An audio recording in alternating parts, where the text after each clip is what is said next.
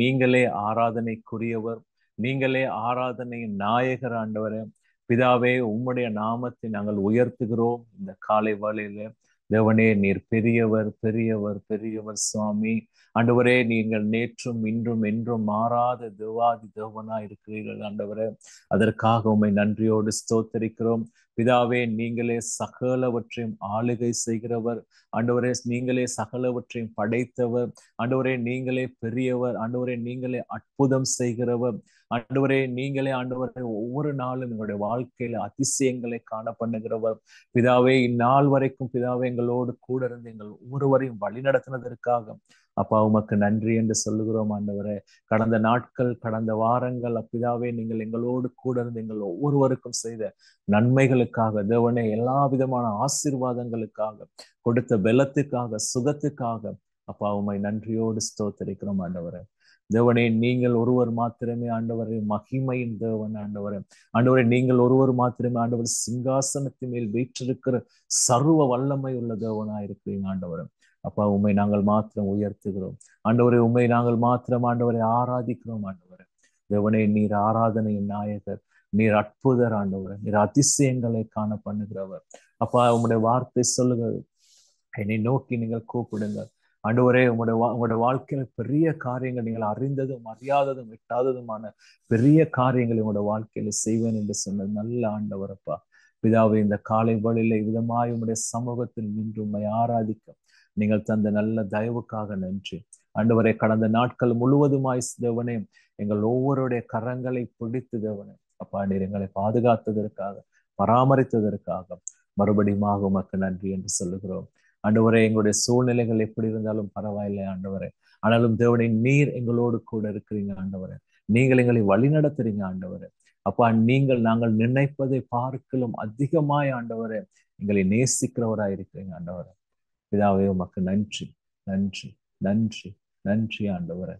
பிதாவே, இந்த காலை வேளைக்காக மறுபடியும் உமக்கு நன்றி என்று சொல்லுகிறோம் ஆண்டவரே. விதமாக உம்முடைய சமூகத்தை நோக்கி பார்த்து தேவனே உமக்கு நன்றி என்று சொல்லத்தக்கதாக இந்த காலை வேளையில் எங்கள் ஒவ்வொருவரையும் நீங்கள் ஆயத்தப்படுத்தியதற்காக நன்றி பிதாவே. இந்த காலை வேளையிலும் சுவாமி உம்மை துதிக்க நீங்கள் தந்த நல்ல தயவுக்காக நன்றி ஆண்டவரே. எங்களுடைய வாழ்க்கையில செய்த ஒவ்வொரு காரியங்களை நினைத்து உம்மை துதிப்பாட நீங்கள் தந்த நல்ல தயவுக்காக நன்றி. இதோ ஆண்டவரை, இந்த ஆராதனை முற்று முழுமையாக உங்களுடைய பாதத்தில் வைக்கிறோம் தேவனை. நீங்கள் எங்களோடு கூட வாங்க ஆண்டவரை. தொடக்கம் இருந்து முடியும் வரை தேவனை உங்களுடைய கரம் எங்களோடு கூட இருக்கட்டும். உங்களுடைய பிரசன்னம் எங்களோடு கூட இருக்கட்டும். எங்கள் ஒவ்வொருவரும் வழி நடத்தும் ஆண்டவரே. வார்த்தை கொண்டு வர தாசனை உடைய பாதத்தில் வைக்கிறோம். அந்த வார்த்தைகள் மூலமா இந்த காலை வேளையில் எங்கள் ஒவ்வொருவரும் இடைப்படும்படியாக, பேசும்படியாக நாங்கள் செபிக்கிறோம் ஆண்டவரே. மிகுதியான ஒவ்வொரு காரியங்களும் உடைய பாதத்தில் வைக்கிறோம். இயேசுவின் நாமத்தை செபிக்கிறோம் பிதாவே. ஆமென், ஆமென், ஆமென். இந்த நேரத்திலும் கூட நாங்கள் பரிந்து மன்றாடல் ஜெபத்துக்காக நாம் கடன் செல்ல போகிறோம். எங்கள் மத்தியிலே பரிந்து மன்றாடல் ஜெபத்தை சகோதரி மங்கா அவர்கள் எங்களுக்காக வழி நடத்துவார். நாங்கள் ஜெபம் செய்வோம். எங்களை அதிகமாக நேசிக்கிற ஜீவனுள்ள தேவனே சுவாமி, அப்பா, இந்த நேரத்தில் உங்களுக்கு நன்றி சொல்லுகிறோம் ஆண்டவரே. அப்பா, நாங்கள் சபை கட்டிடத்தில் ஆண்டவரே ஒரு குடும்பமாக உம்மை ஆராதிக்க முடியாவிட்டாலும் ஆண்டவரே, தொழில்நுட்பத்தின் ஊடாக ஆண்டவரே எங்களை சேர்த்து இணைத்து ஆண்டவரை உம்மை ஆராதிக்க கொடுத்த பாக்கியத்துக்காக நன்றி ஆண்டவரே. இந்த நாளில் ஆண்டவரே அநேக ஜனங்கள், கிறிஸ்தவ நபர்கள், அநேக கிறிஸ்தவ குடும்பங்கள் ஆண்டவரே உம்மை ஆராதிக்க முடியாமல் இருக்கிறார்கள். ஆனாலும் ஆண்டவரே, தனிப்பட்ட வாழ்வில் ஆண்டவரே அவர்கள் எங்கெங்கு இருந்தாலும் ஆண்டவரே உம்மை ஆராதிக்க கொடுக்கும்படி நான் ஜெபிக்கிறேன். அவர்களோட பேசும்படி ஜெபிக்கிறேன் ஆவியானவரே. விசேஷமாக ஆண்டவரே, நாங்கள் இப்பொழுது உங்களுக்கு ஞாபகப்படுத்துகிறோம் ஆண்டவரே, நேற்று தினத்தில் நடந்த தேர்தலுக்கு ஆண்டவரே அப்பா, நீங்க அந்த தேர்தலை நல்லபடியாக ஆண்டவரை செய்து முடித்திருக்கிறதுக்காக நன்றி. தலைவர்களை உருவாக்குவது நீங்க சுவாமி. அப்பா, தலைமைத்துவத்தை சுவாமி உருவாக்குவது நீங்கள் கர்த்தாவே. இந்த நேரத்தில் ஆண்டவரை யாரெல்லாம் தலைவர்களாக இந்த நாட்டுக்கு வந்திருக்கிறார்களோ அவர்கள் ஆண்டவரை நீங்க நியமித்த தேவன் கர்த்தாவே. ஆண்டவரை என்ன செய்தாலும் ஆண்டவர் எங்களுடைய நாட்டை ஆளுகை செய்பவர் நீங்கள் ராஜா. ஆண்டவர் எங்களுடைய நாடு முழுவதும் உங்களோட திருக்கரத்தில் இருக்கிறது ஆண்டவரே. அப்பா, நீங்க தான் சுவாமி எங்களுடைய நாட்டின் தலையாக இருக்கிறீர் தேவனே. ஆண்டவரே, ஒவ்வொரு தலைவர்களுக்கும் ஆண்டவரை தெய்வீக ஞானத்தை கொடுக்கும்படியாக ஜெபிக்கிறேன் சுவாமி. ஆவியானவரே, இந்த நேரத்திலும் கூட ஆண்டவரே, நாங்கள் இப்பொழுது ஆண்டவரே உம்மை ஆராதித்து உம்மை பாட சுவாமி உமது வசனத்தை கேட்க ஆண்டவரை கொடுத்த கிருபைக்காக நன்றி சொல்லுவதோடு கர்த்தாவே, வருகிற நாட்களில் ஆண்டவரே இவ்விதமான தடைகள் இல்லாதபடி ஆண்டவரே, ஆண்டவரே நாங்கள் ஒன்று சேர்ந்து உம்மை ஆராதிக்க எங்களுக்கு கிருபை பாராட்டுங்க கர்த்தாவே. ஆவியானவரே சுவாமி, இந்த நேரத்தில் ஆண்டவரே, ஆண்டவரே யாரெல்லாம் சுவாமி கஷ்டத்தோடு வேதனையோடு துக்கத்தோடு இருக்கிறார்களோ ஆண்டவரே, அவர்களை ஒரு விசை ஆண்டவரை ஞாபகப்படுத்துகிறோம். அன்னன்னைக்கு சுவாமி உழைத்த ஆண்டவரே, அவர்கள் வாழுகிற ஜனங்கள் அநேகர் இருக்கிறார்கள் கர்த்தாவே. ஆண்டவரே, இன்றைய நாளில் அவர் ஆகாரத்துக்கு என்ன செய்வோம் என்று தெரியாமல் இருக்கலாம் ஆண்டவரே. அப்பா சுவாமி, பறவைகளையும் பட்சிகளையும் போஷிக்கிற தேவனே, அப்பா உமது பிள்ளைகளை நீர் சுவாமி போஷிக்க வல்லவர் ஆண்டவரே. யாரெல்லாம் ஆண்டவரே கஷ்டத்தோடு இருக்கிறார்களோ அவருடைய கண்ணீரை காண்பும்படி நான் ஜெபிக்கிறேன் ஆண்டவரே.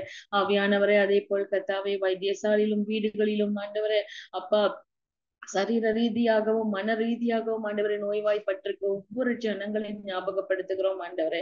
உமது கிருபையினால் வழி நடத்துங்க ஆண்டவரே. நீங்க முற்றும் பொறுப்படுங்க ஆண்டவரே, வழி நடத்துங்க. இயேசுவின் நாம ஜெபிக்கிறேன் தூய பிதாவே, ஆமென். இந்த நேரத்தில் அகல்யா சகோதரி தேவ வசனத்தில் வாசிப்பதின் மூடாக எங்களை வழி நடத்துவார்.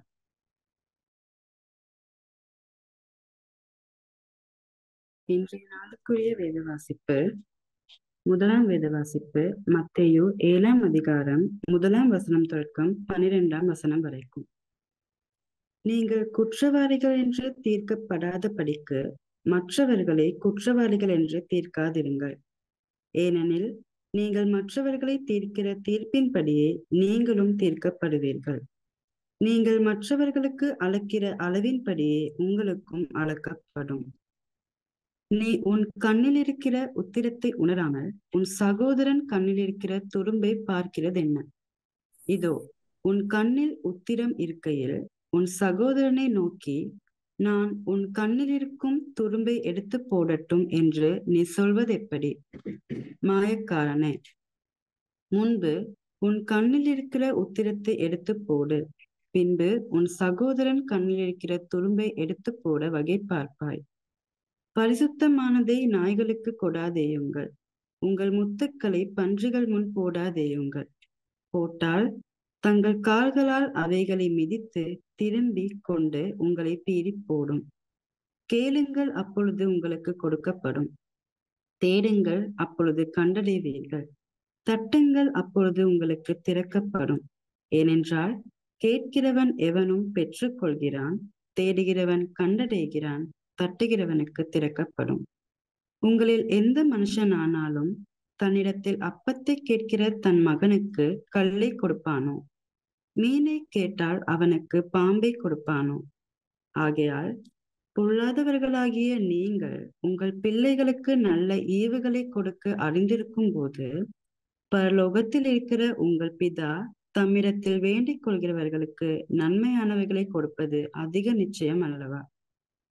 ஆதலால் மனுஷர் உங்களுக்கு எவைகளை செய்ய விரும்புகிறார்களோ அவைகளை நீங்களும் அவர்களுக்கு செய்யுங்கள். இதுவே நியாயப்பிரமாணமும் தீர்க்க தரிசனங்களுமா. இரண்டாவது வேத வாசிப்பு மத்தேயு 22ஆம் அதிகாரம் 36ஆம் வசனம் தொடக்கம் 40ஆம் வசனம் வரைக்கும். போதகரே, நியாயப்பிரமாணத்திலே எந்த கற்பனை பிரதானமானது என்று கேட்டான். இயேசு அவனை நோக்கி, உன் தேவனாகிய கர்த்தரிடத்தில் உன் முழு இருதயத்தோடும் உன் முழு ஆத்துமாவோடும் உன் முழு மனதோடும் அன்பு கூறுவாயாக. இது முதலாம் பிரதான கற்பனை. இதற்கு ஒப்பாயிருக்கிற இரண்டாம் பிரதான கற்பனை என்னவென்றால், உன்னிடத்தில் நீ அன்பு கூறுவது போல பிறனிடத்திலும் அன்பு கூறுவாயாக என்பதே. இவ்விரண்டு கற்பனைகளிலும் நியாயப்பிரமாணம் முழுமையும் தீர்க்க தரிசனங்களும் அடங்கியிருக்கிறது என்றார். ஆமென். அடுத்ததாக சுபக்ஷன் சகோதரன் தேவ செய்தியை பகிர்ந்து கொள்ளும்.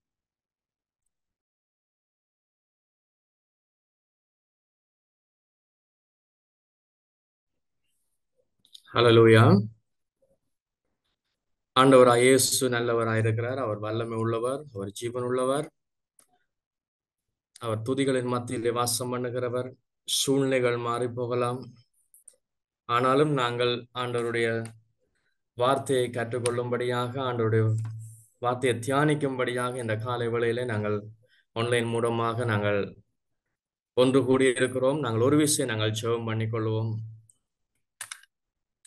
மகா கிருபையும் இரக்கம் நிறைந்த எங்கள் அன்பின் தகப்பனே, ஏசப்பா, இந்த காலை வேளையிலும் உம்முடைய பாதத்திலே எங்களை நாங்கள் தருகிறோம்.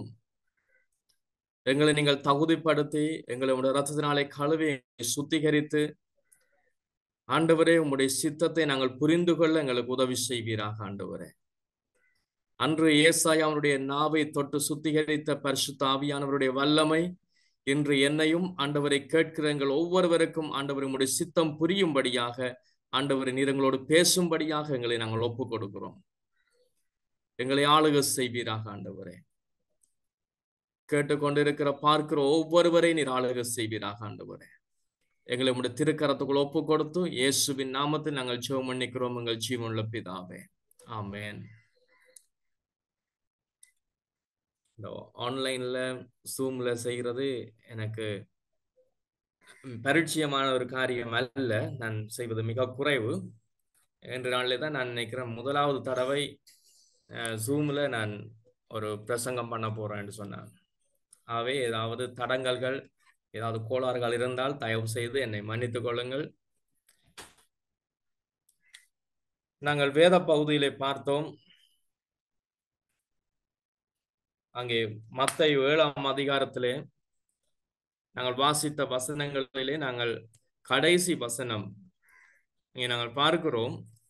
ஆதலால் மனுஷர் உங்களுக்கு எவைகளை செய்ய விரும்புகிறீர்களோ அவைகளை நீங்களும் அவர்களுக்கு செய்யுங்கள், இதுவே நியாயப்பிரமாணமும் தீர்க்கதரிசனங்களுமாம். இந்த வேத பகுதியிலே அங்கே நாங்கள் முதலாம் வசனத்திலிருந்து நாங்கள் பார்த்தோமா இருந்தால் அங்கே நியாயம் தீர்க்கிறதை பற்றி அங்கே சொல்லப்பட்டு கொண்டு வருகிறது. மற்றவர்களுக்கு அங்கே நீங்கள் என்னத்தை நீங்கள் செய்ய போகிறீர்களோ அது உங்களுக்கும் அங்கே பிரதிபலிக்கும், மீண்டும் உங்களுடைய வாழ்க்கையிலும் வரும் என்பதை அங்கே நாங்கள் பார்க்கிறோம். அங்கே சகோதரனுடைய கண்ணிலே அங்கே ஒரு சின்ன ஒரு உத்திரம் இருக்கிறதை பார்த்து எடுக்க வலிக்கிறவனுக்கு அங்கே சொல்லப்படுகிறது, உன்னுடைய கண்ணிலே இருக்கிற அந்த பெரிய ஒரு துரும்ப நீ எடுக்காம உன்னுடைய சகோதரனுடைய கண்ணு அங்க நீ சுத்தம் பண்ண விரும்புகிறாய் என்று சொல்லி அங்கே அந்த காரியங்கள் எல்லாம் பார்க்கிறோம். நாங்கள் எங்களை நாங்கள் திருத்திக் கொள்ள வேண்டும் என்பதை நாங்கள் பார்க்கிறோம். அங்கே நாங்கள் இறுதியாக 12ஆம் வசனத்தில் நாங்கள் பார்க்கிறோம். கடைசி லைன்ல நாங்க பார்க்கிறோம், மனுஷர் உங்களுக்கு எவைகளை செய்ய விரும்புகிறீர்களோ அவைகளை நீங்களும் அவர்களுக்கு செய்யுங்கள், இதுவே நியாயப்பிரமாணமும் தீர்க்கதரிசனங்களுமா. அங்க 2வது வேத பகுதியை நாங்கள் பார்க்கிறோம். 22ஆம் அதிகாரத்திலே ஆண்டவர் கற்பனை, பிரதான கற்பனை, அங்கே நாங்கள் அதுக்கு நாங்கள் தலைப்பு போடுகிறோம் பிரதான கற்பனை என்று சொல்லி. அங்கே அந்த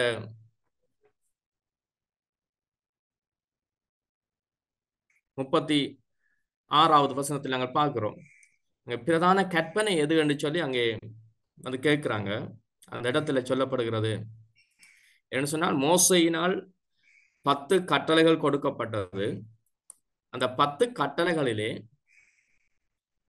அந்த நியாயப்பிரமாணங்களிலே 10 கட்டளைகள், அதோடு கூட அங்கே நாங்கள் ஆதியாகமத்திலிருந்து அங்கே உபாகமம் வரையும் நியாயப்பிரமாண புஸ்தகங்கள், கர்த்தருடைய வேதம், அந்த புஸ்தகத்திலே நியாயப்பிரமாணத்திலே எது பிரதானமானது? அதுதான் கேள்வி. அந்த கேள்விக்கு ஆண்டவர் மிக அருமையாக சொல்லுகிறார்,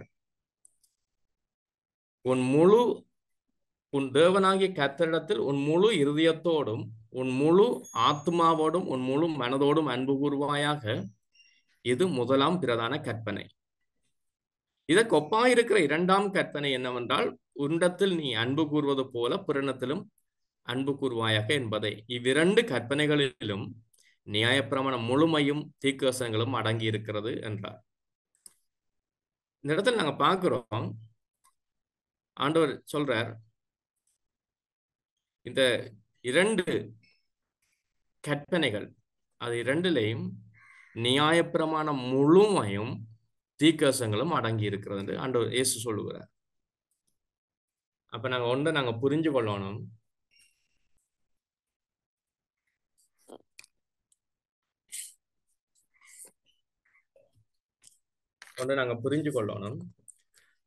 இந்த நியாயப்பிரமாணம் முழுமையும் தீர்க்கதரிசனங்களும் அடங்கி இருக்கிறது என்று சொல்ற வசனம் அதற்கு முன்பதாக நாங்கள் மற்ற வேத பகுதியிலே பார்த்தோம்.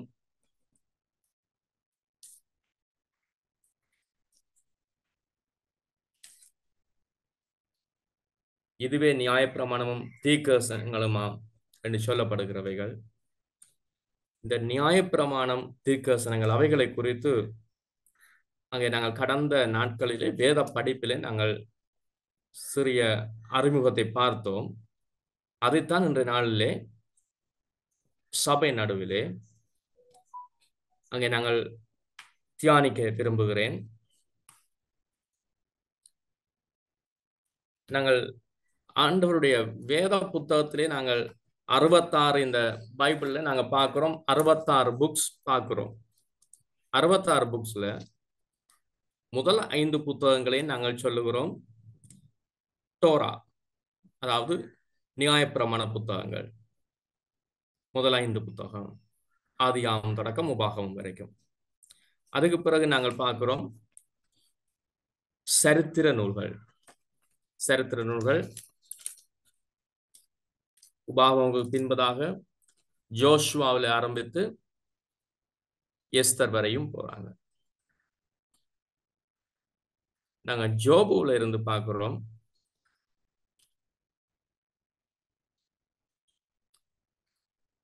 அங்கே பாடல்கள்,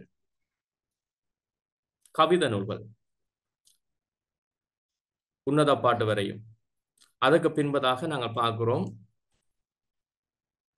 தீர்க்கதரிசன புத்தகங்கள். அதிலே முன்பதாக வருகிற தீர்க்கதரிசன புத்தகங்கள் எசேக்கியேல் வரையும் நாங்கள் பார்க்கிறோம் பிரதானமான பெரிய தீர்க்கதரிசன புத்தகங்கள். அதன் பின்பதாக தானியேலில் இருந்து நாங்கள் மல்கியா வரையும் பார்க்கிறோம் சிறிய தீர்க்கதரிசன புத்தகங்கள். இது பழைய ஏற்பாட்டில் இருக்கிற ஆகமங்களை நாங்கள் பார்க்கிறோம்.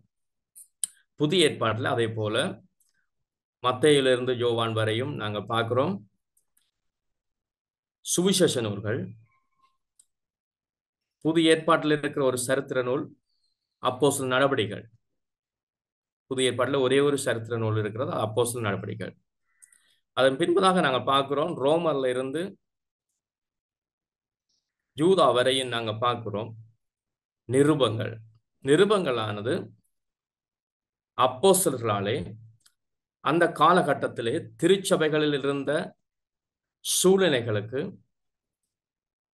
சீர்திருத்தங்களை கொண்டு வரும்படியாக, படிப்பினைகளை கொண்டு வரும்படியாக உபதேசிக்கின்ற ஒரு நிருபங்களாக, ஆலோசனை கொடுக்கின்ற ஒரு நிருபங்களாக எழுதப்பட்டிருக்கிறது. இந்த நாட்களில் நாங்கள் பார்க்கிறோம் சபைகளிலே போதகர்கள், பிரசங்கிமார்கள், ஆசிரியர்கள் இருக்கிறார்கள். அவர்கள் கற்றுக் கொடுக்கிறது போல அந்த நாட்களிலே அப்போஸ்தலர்கள் அந்த காரியங்களை அது பைபிள்ல உள்ளடங்கப்பட்டிருக்கிறது. இறுதியாக நாங்கள் பார்க்கிறோம் வெளிப்படுத்தின புஸ்தகம். யோவானுக்கு வெளிப்படுத்தின புஸ்தகம். அது புதிய ஏற்பாட்டில் இருக்கிற ஒரே ஒரு தீர்க்கதரிசன புத்தகம். அவை இந்த 66 புத்தகங்கள் எங்களுடைய கைகளிலே இருக்கிறது. இந்த எங்களுடைய கைகளில் இல்லாத வேற புஸ்தகங்கள், தள்ளுபடி ஆகமங்கள் என்ற தலைப்புல நாங்கள் வேதத்துக்கு வெளியில, பைபிள் எங்களோட கையில இருக்கிற பைபிளுக்கு வெளியில நாங்கள் நிறைய புத்தகங்கள் இருக்குது. அதை குறித்து நான் இந்த இடத்துல பேச வரவில்லை. எங்களுடைய கையில இருக்கிற இந்த வேத புத்தகத்துல நாங்க பார்க்கிறோம், பைபிள்ல நாங்க பார்க்கிறோம் இயேசு அங்க எடுத்து சொல்லுகிறார், இவைகளே நியாயப்பிரமாணங்களும் தீர்க்கதரிசனங்களுமா. 22ஆம் அதிகாரத்துல பார்க்கிறோம், அந்த வசனத்தை சொல்லப்பட்டிருக்கு, இந்த 2 கற்பனைகளிலும் நியாயப்பிரமாணம் முழுமையும் தீர்க்கதரிசனங்களும் அடங்கி இருக்கிறது. அப்ப நான் என்ன சிந்திக்க நான் உங்களை தூண்டுகிறேன்னு சொன்னால், இந்த வேத புத்தகத்திலே மூலம் எங்களுடைய கையில இருக்கிற பைபிள்ல ஆதி மூலம் எங்கே இருந்து ஆரம்பிக்கின்றது என்பதை நாங்கள் இந்த நாளில் நாங்கள் பார்ப்போமா இருந்தால், என்ன சொன்னா கர்த்தருடைய வேதம் சொல்லுகிறது. கர்த்தருடைய வேதம் என்று சொல்லி நாங்கள் வேதத்திலே நிறைய தடவைகள் நாங்கள் பார்க்கிறோம். சங்கீதக்காரன் தாவீது சொல்லுகிறார், நான் கர்த்தருடைய வேதத்தை இரவும் பகலும் தியானித்தேன், கர்த்தருடைய வேதத்தை. அப்ப சங்கீத புத்தகம் அந்த கர்த்தருடைய வேதம் என்ற அந்த இதுக்குள்ள உள்ள இல்லை. ஏன்னு சொன்னால் சங்கீதக்காரனே எழுதியிருக்கிறார், கர்த்தருடைய வேதத்தை நான் இரவும் பகலும் தியானிப்பேன். அப்ப அவர் பாவிச்ச ஒன்றுதான் கர்த்தருடைய வேதம். அதாவது ஆதியாகமம் முதல் உபாகமம் வரை கர்த்தருடைய வேதத்தை நான் இரவும் பகலும் தியானிப்பேன். ஆதியாகமம் முதல் உபாகமம் வரையும் அதை நாங்கள் டோரா என்று சொல்லி ஹீப்ரூவில் நாங்கள் பார்க்கிறோம். டோரா நியாயப்பிரமாண புஸ்தகங்கள். அங்கே சொல்லப்பட்ட தேவனுடைய கட்டளைகள், கற்பனைகள், பலி செலுத்துகிறதை குறித்த காரியங்கள் எல்லாம் அங்கே உள்ளடங்கப்பட்டிருக்கிறது. அந்த நியாயப்பிரமாண அந்த தோராவுக்குள்ளும் சரித்திரங்கள் வருகின்றது. ஆபிரகாம், ஜோசேப்பு, யாக்கோபு, ஈசாக்கு, ஆதாம், அப்படி ஆரம்பத்திலிருந்து கொஞ்சம் சரித்திரங்கள் வருகின்றது. அந்த சரித்திரங்களுக்குள்ளுக்கும் ஆண்டவருடைய கட்டளைகள், கற்பனைகள், விருத்த சேதனம் போன்ற காரியங்கள் அங்கே உள்ளடங்கப்பட்டிருக்கின்றது. அது தோராக்குள்ளே உள்ளடங்கப்படுகிறது. அங்க இந்த வேத பகுதியில நாங்க பார்க்கிறோம் நியாயப்பிரமாணங்களும் தீர்க்கதரிசனங்களும். இதுல நாங்க கருத்தா நாங்க பார்ப்போமா இருந்தா, அதுக்கு முதல்ல நாங்க இந்த பைபிள் முழுதும் எப்படி இதை நாங்கள் விசுவாசிக்கலாமா, இந்த 66 புத்தகங்கள் அல்லது அந்த டோரா 5 மட்டும் போதுமா என்று சொன்னா, நாங்க வேதத்துக்குள்ளுக்கு இன்டர்னல் எவிடன்ஸ், வேதத்துக்குள்ளுக்கு நாங்கள் ஆதாரங்களை பார்க்கிறோம். 2 தீமோத்தேயு 3:16. தீமோத்தேயுக்கு அங்கே பவுல் எழுதுகிற நிருபத்திலே 2வது தீமோத்தேயு 3ஆம் அதிகாரம் 16ஆம் வசனத்திலே நாங்கள் பார்க்கிறோம். இந்த வேதத்தில் இருக்கின்ற எங்களுடைய 66 புத்தகம் பைபிள்ல இருக்கிற வேத வாக்கியங்கள் தீமோத்தேயுக்கு அங்கே பவுல் எழுதுகிறார். 2 தீமோத்தேயு 3:16. அதுல பார்க்கிறோம், வேத வாக்கியங்கள் எல்லாம் தேவ ஆவியினால் அருளப்பட்டிருக்கிறது. தேவனுடைய மனுஷன் தேர்ந்தவனாகவும் எந்த நற்கிரியையும் செய்ய தகுதி உள்ளவனாகவும் இருக்கும்படியாக அவைகள் உபதேசத்துக்கும், கடிந்து கொள்ளுதலுக்கும், சீர்திருத்தலுக்கும், நீதியை படிப்புதலுக்கும் பிரயோஜனம் உள்ளவைகளாய் இருக்கிறது என்று சொல்லப்பட்டிருக்கு. இது தீமோத்தேயுக்கு பவுல் எழுதின நிருபம், கடிதத்துல இருக்கு. அவர் வேத வாக்கியங்கள் எல்லாம் தேவ ஆவியினால் எழுதப்பட்டிருக்கு என்று சொல்லப்பட்டிருக்கு. இன்னொரு இடத்துல நாங்க பார்க்கிறோம், பேதுரு 2 பேதுரு 1ஆம் அதிகாரம் 21ஆம் வசனம். தீர்க்க தரிசனமானது ஒரு காலத்திலும் மனுஷருடைய சித்தத்தினாலே உண்டாகவில்லை. தேவனுடைய பரிசுத்த மனுஷர்கள் பரிசுத்த ஆவியினாலே ஏவப்பட்டு பேசினார்கள். இந்த 2 வேத பகுதிகளிலும் நாங்கள் பார்க்கிறோம் வேத வாக்கியங்கள் எப்படி உருவாகினது என்பதை நாங்கள் பார்க்கிறோம். அது பரிசுத்த ஆவியால் ஏவப்பட்டு பரிசுத்த மனுஷர்கள் அங்கே எழுதியிருக்கிறார்கள். அதே நேரம் அந்த வேத வாக்கியங்கள் அவைகள் என்னத்துக்காக, எதற்காக எங்களுக்கு கொடுக்கப்பட்டிருக்கிறது என்பதையும் அதிலே நாங்கள் பார்க்கிறோம், கவனிக்கக்கூடியதா இருக்கிறது.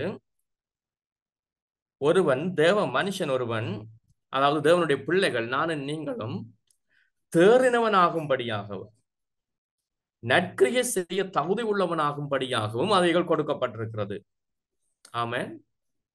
நாங்கள் கர்த்தருடைய வேதத்தை நாங்கள் வாசிக்கிற பொழுது, அதாவது எங்களுடைய கைகளில் இருக்கிற பைபிளை நாங்கள் வாசிக்கும் பொழுது, நாங்கள் தேர்ந்தவர்களாக கர்த்தருக்குள்ளே நாங்கள் வளருகிறவர்களாக, அனுதினமும் நாளுக்கு நாள் நாங்கள் கர்த்தருக்குள்ளே வளர்வர்களாக இருக்கும்படியாக வேத புத்தகம் எங்களுக்கு கைகளில் கொடுக்கப்பட்டிருக்கிறது. நாங்கள் நற்கிரியை செய்ய தகுதி உள்ளவர்களாகும்படியாக எங்களுக்கு இந்த வேத புத்தகம் எங்களுடைய கைகளில் கொடுக்கப்பட்டிருக்கிறது. இந்த வேத வசனங்கள் ஒவ்வொன்றும் எங்களை என்ன செய்கின்றது? அவைகள் நமக்கு உபதேசிக்கின்றது என்று சொன்னால், எங்களுக்கு ஒரு போதகராக எங்களுடைய கைகளில் இருக்கிற வேத வசனங்கள் காணப்படுகிறது, உபதேசிக்கின்றது, அவைகள் நமக்கு கற்றுக் கொடுக்கின்றது. இரண்டாவதாக கடிந்து கொள்ளுகிறது. அதாவது ஒரு பரிசுத்த ஆவியானவர், பரிசுத்த ஆவி வந்து எங்களுக்குள்ளே ஆவியானவர் வந்து எங்களை கடிந்து கொள்ளுகிறார் தேவனுடைய வார்த்தைகள் மூலமாக. ஒரு சில நேரங்களிலே நாங்கள் தவறான வழிகளிலே தவறான முடிவுகளை நாங்கள் எடுப்போமா இருந்தால், கடிந்து கொள்வதோடு அடுத்ததாக இந்த வேத வசனங்களுக்கு ஊடாக ஆண்டவர் என்ன செய்கிறார்? எங்களை சீர்திருத்தும்படியாக விரும்புகிறார். சீர்திருத்தலுக்கு மறுபடியும் பழைய நிலைமைக்கு வருவதற்கு இந்த வார்த்தைகள் நமக்கு உதவி செய்கின்றதாக காணப்படுகிறது. சீர்திருத்தல் இல்லாத ஒன்றை உருவாக்குவதற்காக அல்ல, சீர்திருத்தும்படியாக, மறுபடியும் திரும்பும்படியாக இந்த வார்த்தைகள் நமக்கு உதவி செய்கின்றது. நான்காவதாக, நீதியை படிப்பித்தலுக்கு இந்த வேத வசனங்கள் நமக்கு உதவி செய்கின்றது. அப்போஸ்தலனாகிய பவுல் தீமோத்தேயுவுக்கு எழுதும்போது வேத வாக்கியங்கள் என்ன செய்கின்றது, எதற்காக கொடுக்கப்பட்டிருக்கிறது என்பதை அங்கே சுட்டி காட்டியுள்ளார். அதே போல இன்றும் நம்முடைய கரங்களில் இருக்கிற பைபிள், அவைகள் நமக்கு உபதேசம் பண்ணுகின்றது, கடிந்து கொள்ளுகின்றது, சீர்திருத்துகின்றது, நீதியை படிப்பிக்கின்றது. நாம் செய்ய வேண்டிய காரியம் என்ன, எது சரி எது தவறு. அதாவது ரோமர்லே நாங்கள் பார்க்கிறோம், பவுல் எழுதுகிறார், ரோமருக்கு அங்கே எழுதுகிறார், பாவம் இன்னது என்பதை எங்களுக்கு எப்படி அறிந்து கொள்ள முடியும் என்று சொன்னால் தேவனுடைய வார்த்தையின் மூலமாக மாத்திரமே. நியாயப்பிரமாணம் எங்களுக்கு பாவம் இன்னது என்பதை அங்கே சுட்டி காட்டுகின்றது, வெளிப்படுத்தி காட்டுகின்றது. அதாவது ஆதியாகமம் தொடக்கம் உபாகமம் வரையும் உள்ள புத்தகத்தை அங்கே பவுல் சொல்லுகிறார், நியாயப்பிரமாண புத்தகங்கள் அவைகள் நமக்கு பாவம் என்பதை அங்கே வெளிப்படுத்தி காட்டுகின்றது என்று சொல்லப்பட்டிருக்கிறது. உபதேசம் பண்ணுகின்றது. எங்களுக்கு ஒரு போதகரை போல எங்களுக்கு தேவனுடைய வார்த்தைகள் எங்களுக்கு வழிகாட்டுகின்றது. கர்த்தருடைய வசனம் என் கால்களுக்கு தீபம், என் பாதைக்கு வெளிச்சமாய் இருக்கிறது என்று சொல்லி அங்கே சங்கீதக்காரன் சொல்லுகிறார். கர்த்தருடைய வசனத்தை நான் இரவும் பகலும் தியானிப்பேன் என்று சொல்லி அங்கே சங்கீதக்காரன் சொல்லுகிறார். எனக்கு அன்பான கர்த்தருடைய பிள்ளைகளே, இந்த காலை வேளையிலும் கூட நாங்கள் தேவனுடைய வார்த்தைகளை தியானிக்கின்றவர்களாக, அவைகள் நமக்கு உபதேசம் பண்ணுவதற்கு நாம் இடம் கொடுக்கின்றோமா? தேவனுடைய வார்த்தைகள் நமக்கு உபதேசம் பண்ணும்படியாக நம்மை கடிந்து கொள்ளும் பொழுது நாங்கள் விட்டு கொடுக்கின்றோமா? அல்லது நம்முடைய இருதயங்கள் கடின இருதயமாகவே இருக்கின்றதா? ஆண்டவருடைய வேதத்தை நாங்கள் வாசிப்போமானால் அந்த வசனங்கள் நமக்கு கற்றுக் கொடுக்கும். நாம் தவறுகிறவர்களாய் இருப்போமா இருந்தால், தவறுள்ள இடத்துல இருப்போமா இருந்தால் நம்மை கடிந்து கொள்ளும். அது பொழுது நாங்கள் மனம் திரும்ப வேண்டியவர்களாய் காணப்படுகிறோம். நாம் தவறான வழிகளிலே சென்றால், சீர்திருத்துகிற பொழுது விட்டு கொடுத்து நாங்கள் மறுபடியும் திரும்ப வேண்டியவர்களாய் காணப்படுகிறோம். சரி எது பிழை எது என்பதை, நீதியை படிப்பிக்கின்ற பொழுது நாங்கள் அதை புரிந்து கொள்ள ஆயத்தமுள்ள இருதயத்தோடு நாங்கள் கற்றுக்கொள்ள வேண்டியவர்களாய் இருக்கின்றோம்.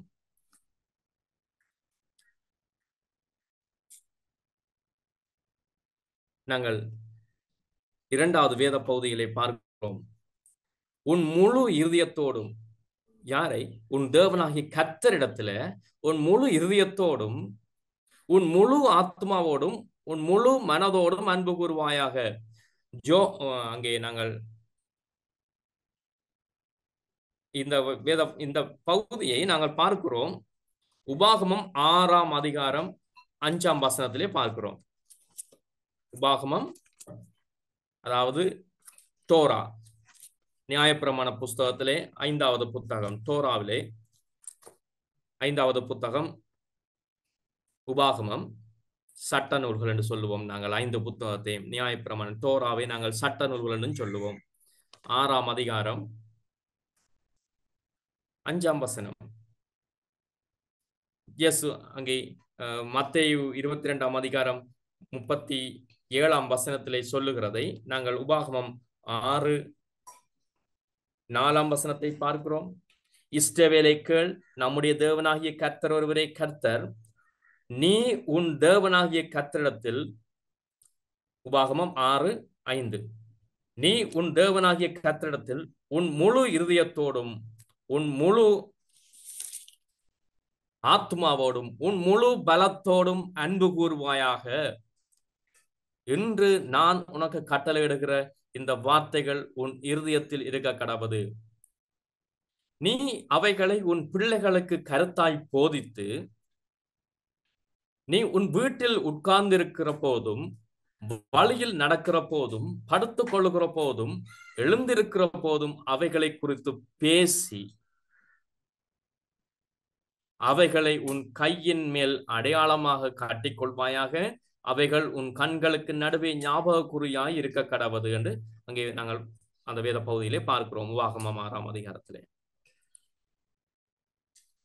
ஆகவே இயேசு கிறிஸ்து பயன்படுத்தின அந்த வேத வசனம் பிரதான கற்பனை எது என்பதை உபாகமத்திலே அங்கே சொல்லப்பட்டிருக்கிறது.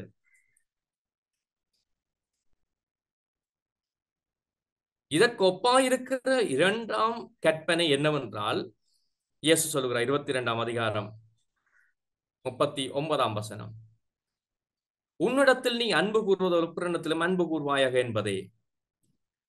இந்த வசனம் லேவியராகமம் சட்ட நூல்கள் தோராவிலே லேவியராகமம் ஆதியாம் ஜாத்திராகம் லேவியராகமம்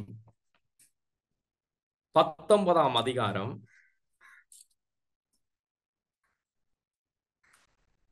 18ஆம் வசனம்.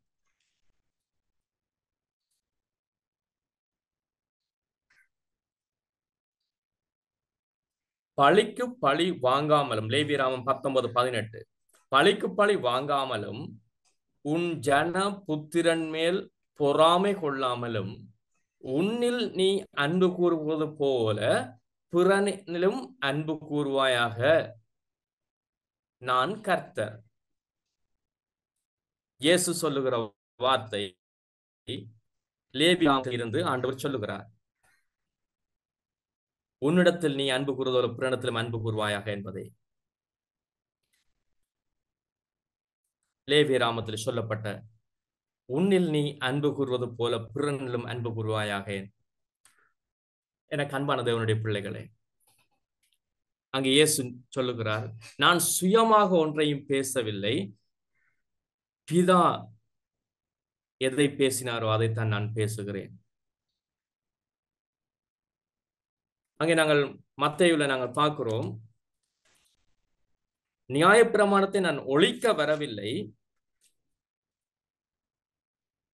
அங்கே மத்தேயு 5ஆம் அதிகாரம் 17ஆம் வசனம், நியாயப்பிரமாணத்தை ஆனாலும் தீர்க்கதரிசனங்களை ஆனாலும் அழிக்கிறதற்கு வந்தேன் என்று எண்ணிக்கொள்ளாதீங்கள், அழிக்கிறதுக்கு அல்ல நிறைவேற்றுவதற்கே வந்தேன். ஆகவே இந்த நாட்களிலே எங்களுக்குள் இருக்கின்ற சில சந்தேகங்களோ அல்லது குழப்பங்களோ அகன்று போகும்படியாக நான் விரும்புகிறேன். கர்த்தருடைய வேதம், சட்ட நூல்கள் எங்களுக்கு மிக மிக அவசியம். என்று சொன்னால், இயேசு கிறிஸ்து அங்கே ஊழியத்திற்கு முன்பதாக பிசாசினால் சோதிக்கப்படுகிற பொழுது என்ன செய்கின்றார்? ஆண்டவருடைய வசனங்கள், வேத வசனங்களை பயன்படுத்துகிறார். அவைகள் எங்கே இருக்கின்றது? முதலாவது தடவையாக வேதத்திலே சொல்லப்பட்டிருக்கிறது, பிசாசை அங்கே தோற்கடிக்கிறார், வாதாடுகிறார் வேத வசனத்தை வைத்து. உபாகமம் 8:3ஆம் வசனம், மனுஷன் அப்பத்தினால் மாத்திரம் அல்ல தேவனுடைய வாயிலிருந்து புறப்படும் ஒவ்வொரு வார்த்தையினாலும் பிழைப்பான். அது உபாகமம் 8:3 சொல்லப்பட்டதை இயேசு அங்கே பிசாசோடு அங்கே யுத்தம் பண்ணும் பொழுது, வாதாடும் பொழுது பயன்படுத்துகிறார். மத்தேயு 4ஆம் அதிகாரம் 4ஆம் வசனத்தில் நாங்கள் பார்க்கிறோம். அங்கே நாங்கள் அதுக்கு பின்பதாக நாங்கள் பார்க்கிறோம், மத்தேயு 4:7 பார்க்கிறோம், அதுக்கு இயேசு உன் தேவனாகிய கர்த்தரை பரீட்சை பாராதிருப்பாயாக என்றும் எழுதியிருக்கிறதே என்றார். ஆகவே இயேசு கிறிஸ்து தன்னுடைய வாழ்க்கையிலே பிசாசை ஜெயம் கொள்ளும்படியாக சர்வாயுத வர்க்கமாகிய தேவ வசனமாகிய பட்டயத்தை பயன்படுத்துகிறார். நானும் நீங்களும் எங்களுடைய அனுதின வாழ்க்கையிலே பிசாசானவன் போடுகின்ற பஞ்சகமான தந்திரமான திட்டங்களிலிருந்து தப்புவிக்கும்படியாக தேவனுடைய வார்த்தையிலே விழித்து கொண்டவர்களாக, தேவனுடைய வார்த்தையாகிய அங்கே பட்டயத்தை நாங்கள் எடுத்துக்கொண்டவர்களாக ஆயத்தமுள்ளவர்களாக இருக்கின்றோமா? சர்வாயுத வர்க்கத்தை தரித்தவர்களாக இருக்கின்றோமா? அல்லது பிசாசனுடைய வஞ்சகமான தந்திரமான பலைகளிலே விழுந்து போகின்றோமா? இழுப்புண்டு போகின்றோமா? எங்களை நாங்கள் ஆராய்ந்து பார்ப்போம்.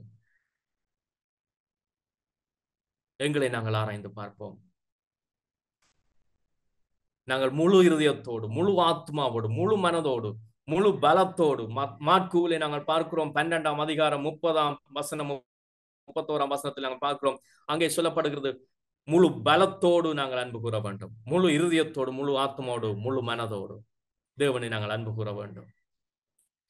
எங்களை நாங்கள் நேசிக்கிறது போல பிறனை நேசிக்க வேண்டும். இதற்குள்ளே முழு நியாயப்பிரமாணமும் தீர்க்கதரிசனங்களும் அடங்கி இருக்கிறது என்று இயேசு சொல்லுகிறார். நியாயப்பிரமாணம், சட்ட நூல்கள் எங்களுக்கு சரி எது தவறு எது என்பதை சுட்டி காட்டுகின்ற ஒரு சட்ட புத்தகமாக காணப்படுகின்றது. உதாரணமாக சொல்ல போனால், நம்முடைய தேசத்துக்கு ஒரு ஜாப்பு காணப்படுகின்றது.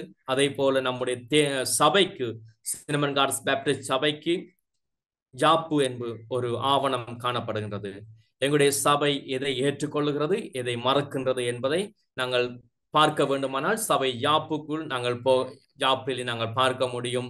நம்முடைய சினமன் காட்ஸ் பேப்டிஸ்ட் சர்ச் இந்த காரியத்தை ஏற்றுக்கொள்ளுகின்றதா அல்லது மறக்கின்றதா? உதாரணத்துக்கு சொல்ல போனால், முழுக்கு ஞானஸ்நானம், தெளிப்பு ஞானஸ்நானம். தெளிப்பு ஞானஸ்நானத்தை ஏற்றுக்கொள்ளாமல் முழுக்கு ஞானஸ்நானத்தை மட்டுமே நம்முடைய திருச்சபை ஏற்றுக்கொள்ளுகிறது என்பதை நாங்கள் வேத வார்த்தைகளிலே பார்த்தாலும் சினமன் காட்ஸ் பேப்டிஸ்ட் சர்ச் என்ன சொல்லுகிறது என்பதை நாங்கள் அறிய வேண்டுமானால் ஜாப்பிலே பார்க்கிறோம், முழுக்கு ஞானஸ்நானத்தை மாத்திரமே ஏற்றுக்கொள்ளுகிறது. அதை போல அண்மை நாட்களிலே நாங்கள் பார்க்கிறோம், நம்முடைய சபையிலே இப்படி ஒரு ஆவணம் தயாரிக்கப்பட்டது. இந்த ஆவணத்திலே சபையிலே நாங்கள் செய்ய போற காரியங்கள், செய்கின்ற காரியங்கள் எல்லாம் எழுதப்பட்டிருக்கிறது. சபை யாப்பு ஒன்று, இது வேறொன்று. ஆனால் இதிலே எழுதப்பட்டுள்ள காரியங்கள் ஒவ்வொன்றும் நம்முடைய சினமன் பேப்டிஸ்ட் சபையினுடைய ஜாப்புக்கு ஏற்றதாகவே காணப்பட வேண்டும், காணப்படுகின்றது. ஒன்றோடு முரண்பட்டு காணப்பட முடியாது. அதை போலதான் நம்முடைய கைகளில் இருக்க 66 புத்தகங்களிலே முதல் 5 புத்தகமும், ஆதிகாமம் தொடக்கம் உபாகமம் வரையும் உள்ள தோரா என்று சொல்லப்படுகிற சட்ட நூல்கள், நியாயப்பிரமாண புஸ்தகங்கள் சபை ஜாப்பை போல அதுதான் மூலம். அங்கே என்ன சொல்லப்பட்டிருக்கிறதோ அதைத்தான் நாங்கள் பின்பதாக வருகின்ற சரித்திர நூல்களிலே, அந்த சட்ட நூல்களிலே கீழ்ப்பட்டு வாழ்ந்தவர்களுடைய வரலாறும், அந்த சட்ட நூல்களிலே இருக்கிற காரியங்களை கீழ்ப்படியாமல் அழிந்து போனவருடைய வரலாறை நாங்கள் சரித்திர நூல்களில் பார்க்கிறோம். அதற்கு பின்பதாக கவிதை நூல்களையும் அதைத்தான் மறுபடியும் கவிதை வடிவிலே எழுதப்பட்டிருக்கிறது. தீர்க்கதரிசன நூல்களிலே அங்கே சொல்லப்பட்டிருக்கிற சட்ட நூல்களிலே சொல்லப்பட்டிருக்கிற சட்டங்கள், தேவனுடைய கட்டளைகள், பிரமாணங்கள், அவைகளை எப்படி கீழ்ப்படிய வேண்டும், எப்படி கீழ்ப்படியாமல் இருந்தால் எப்படியான காரியங்களை நீங்கள் முகம் கொடுப்பீர்கள், கீழ்ப்படுகிறவர்கள் எப்படியான ஆசீர்வாதங்களை பெற்றுக் கொள்வார்கள் என்பதை தீர்க்கதரிசனமாக சொல்லப்படுகிறதை நாங்கள் தீர்க்கதரிசன நூல்களிலே பார்க்கிறோம். கருப்பொருள் எப்பவும் தோரா முதல் 5 புத்தகங்களுக்குள் செல்லுகின்றது. அதைத்தான் அண்டி ஒவ்வொரு தீர்க்கதரிசனங்களும் சொல்லப்படுகிறது. கீழ்ப்படுகிறவர்கள் இப்படி இப்படியாக ஆசீர்வாதத்தை பெற்றுக் கொள்வார்கள், கீழ்ப்படியாதவர்கள் இப்படி இப்படியான சாபத்தை பெற்றுக் கொள்வார்கள். தீர்க்கதரிசனம் அல்லது இந்த காரியத்தை நிறைவேற்றுவதற்கு இப்படியான ஒரு காரியம் நடைபெறும், எதிர்பார்க்கின்ற ஃபியூச்சர், எதிர்காலத்தில் நடைபெற போகிற காரியங்கள்.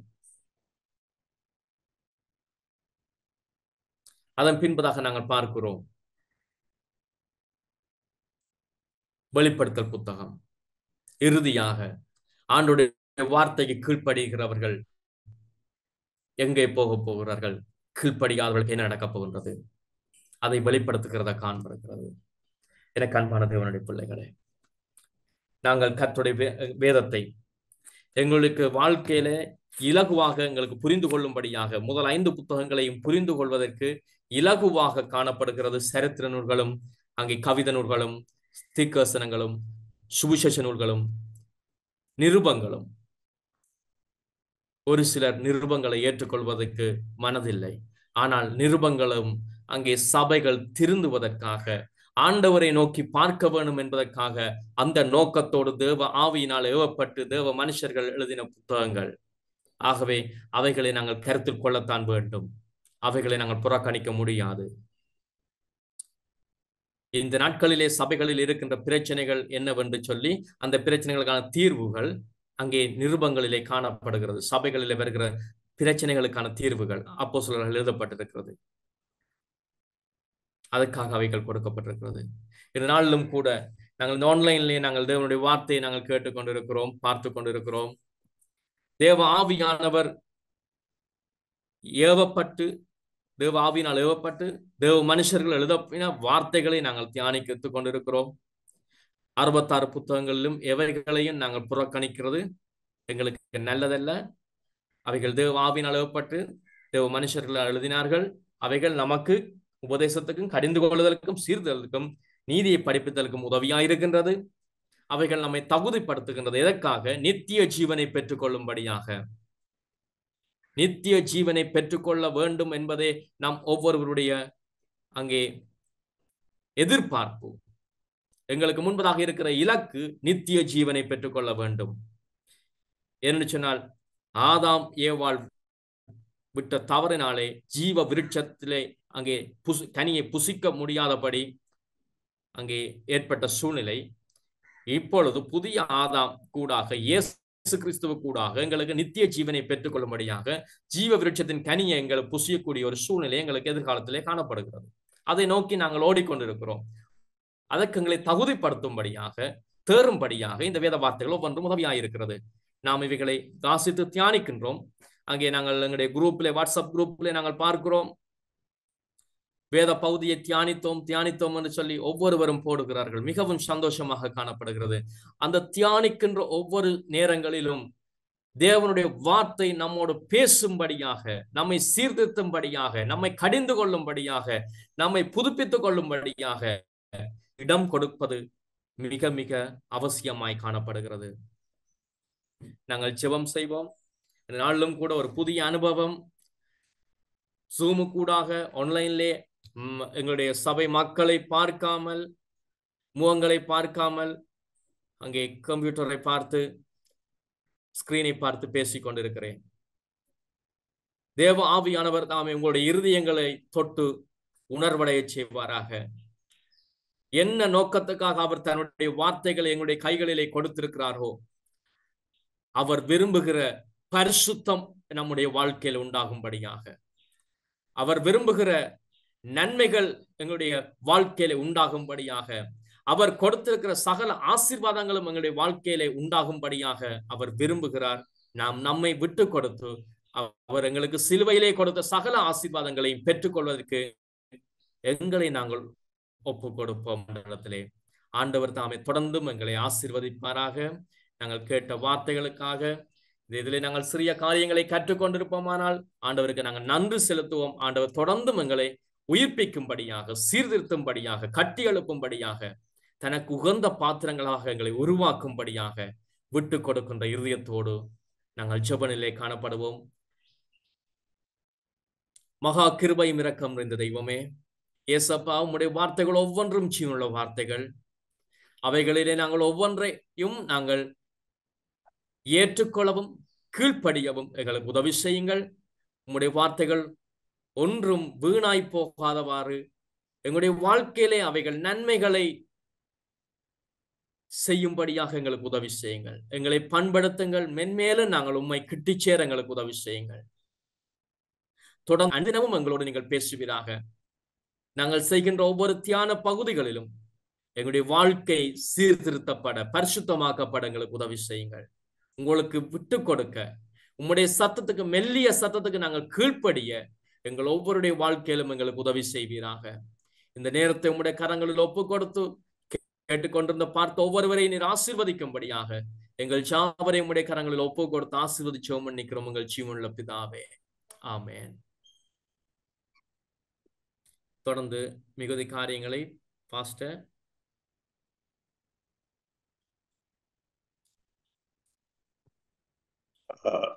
நிர்மலா, இன்றைக்கு நோட்டீசஸ் எதுவும் இருக்கா?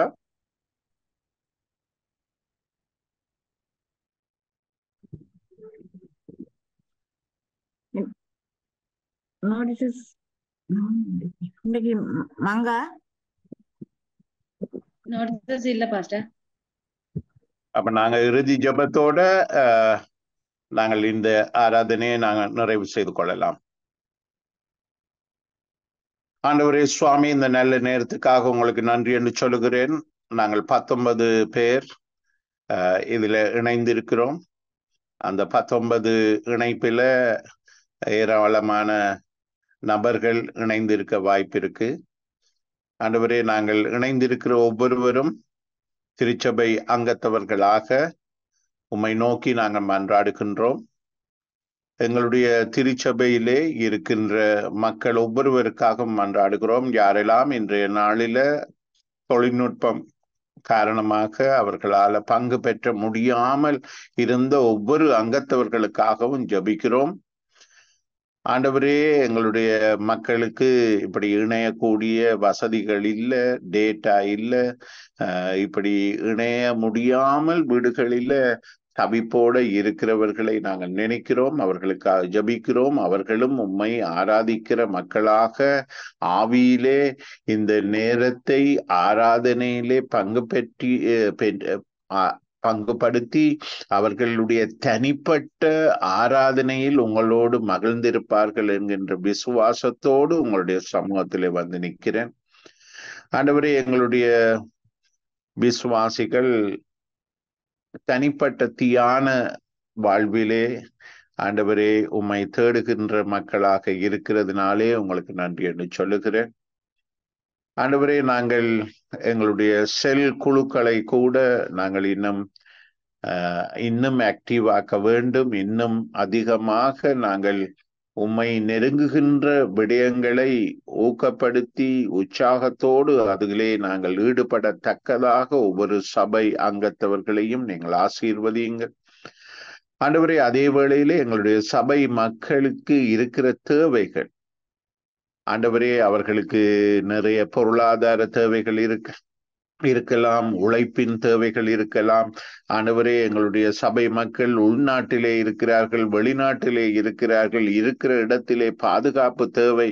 ஆண்டவரே, எங்களுடைய சபை மக்களுக்கு நோய்களோட போராடுகின்றவர்கள் இருக்கிறார்கள். அவர்களுக்கு ஆண்டவரே நோயிலிருந்து விடுதலை வேண்டும், சுகம் வேண்டும். ஆண்டவரே, இந்த சுகத்துக்காக ஏங்குகின்ற ஒவ்வொருவரோடும் நீங்கள் கூட இருக்கும்படியாக நாங்கள் உங்களுடைய சமூகத்திலே மன்றாடுகின்றோம். ஆண்டவரே,